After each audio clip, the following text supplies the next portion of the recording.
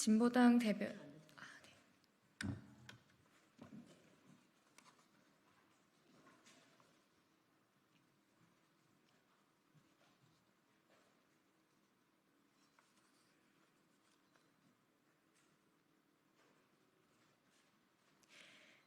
시작하겠습니다. 진보당 대변인 홍희진입니다. 오후 브리핑 2건 진행하겠습니다. 라인 매각 사태, 윤석열 정부는 일본 말고 한국 국익을 지켜야 할 것입니다.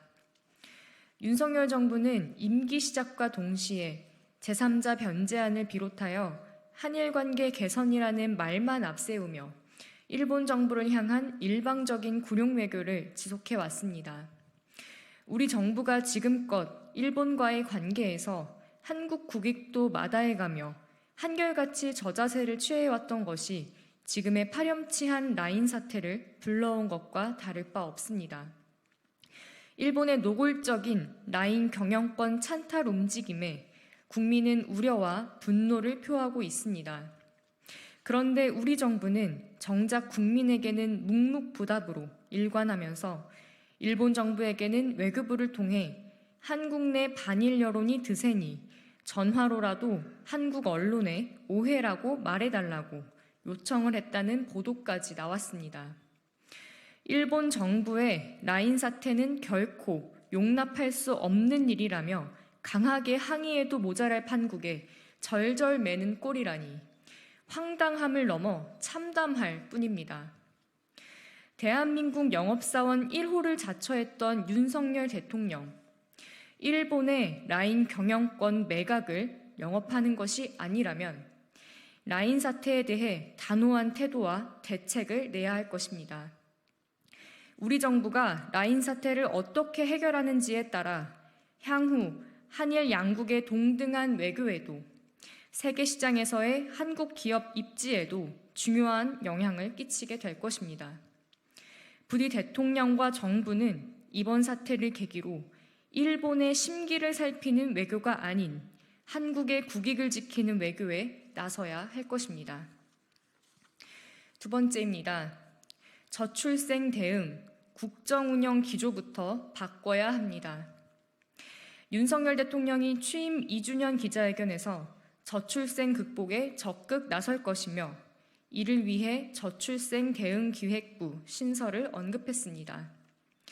저출생 대응을 주요 과제로 세우고 추진력 있게 국가 역량을 배치한다는 것이 필요하다는 취지에는 동의합니다.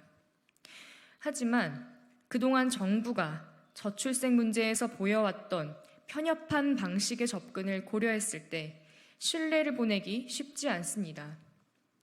국민권익위원회에서 진행했던 설문조사에서 출산 지원금으로 자녀 1인당 1억 원을 지원한다면 아이를 적극적으로 낳게 하는 동기부여가 되겠느냐는 문항이 그러했고 제대로 운영되지도 않았던 대통령직 속 저출산 고령사회의 부위원장을 경제관료 출신으로 교체한 것도 마찬가지였습니다.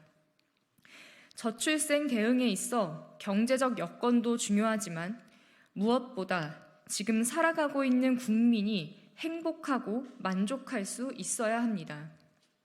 그런데 현실은 어떠합니까?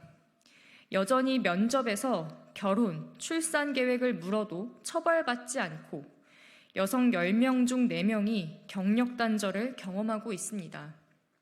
매일같이 과로사, 산업재해로 인한 사망사고 기사가 나오는데 정부는 주 69시간 노동을 주장하고 있습니다. 임신, 출산, 육아를 비롯해서 국민이 미래를 꿈꾸고 계획할 수 있는 사회가 되어야 출생률은 올라갈 수 있습니다. 윤석열 정부의 국정운영 기조부터 바뀌어야 진정한 저출생 대응이 될 것입니다. 1억을 줄 테니 아이부터 낳으라는 식의 허울뿐인 접근이 아닌 미래를 꿈꾸고 살고 싶은 사회를 만들기 위한 심층적인 방안을 내놓는 저출생 대응이 마련되길 바랍니다. 이상입니다.